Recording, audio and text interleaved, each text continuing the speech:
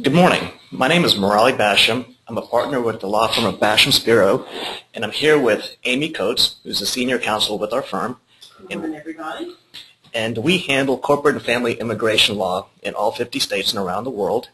And Amy and I are here today to discuss the road to citizenship.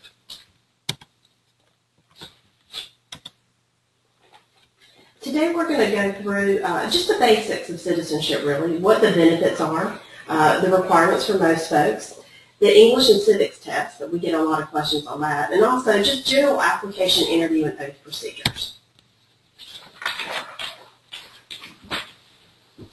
As far as the benefits of citizenship go, everyone knows about the right to vote.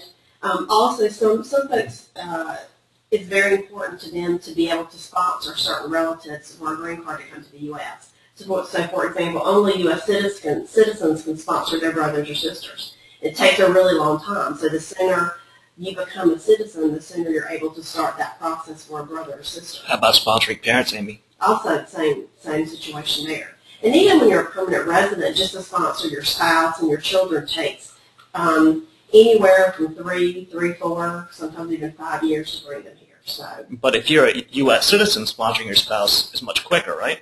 Right, that's exactly right. Also, I see a lot of folks who are permanent residents, and really in their perfect world, they like to spend maybe 6 months here and 6 months back in their home country, or even maybe a little longer in their home country. And when you're a permanent resident, you risk abandoning your residency and losing your green card if you spend too much time out of the United States. So once you become a U.S. citizen, you don't risk losing your immigration status anymore.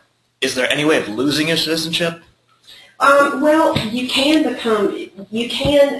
denaturalized. Like, for example, I think the most common example there is, for example, Nazi war criminals. There have been a number of those who immigrated to the U.S. and got their citizenship, and some of those who've been caught have been stripped of their U.S. citizenship and sent back to Germany for trial.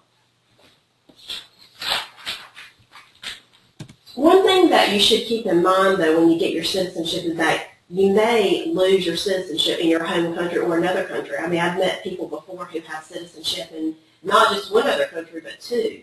And, it used to be that if you became a U.S. citizen, you automatically lost your citizenship with other countries. The U.S. At one point did not recognize dual citizenship, but they changed that a while back.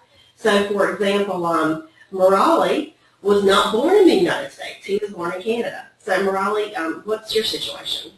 Well, it's complicated, as is the case with most of these situations, but I would consider myself to be a dual citizen. I mean, I think the way the laws are now, Canada recognizes that, and so does the United States. So I don't lose my Canadian citizenship because I became a U.S. citizen in the U.S. a very long time ago. Mm-hmm. However, people ask the question all the time, well, which passport? Can I travel on my Canadian passport? Or, that's a more complicated question that you just have to check with the embassy of the country where you're born. You can contact your home country's embassy in D.C. and figure out whether or not you are eligible for dual citizenship, whether or not they recognize it. And if they do, then you don't have to turn in your passport.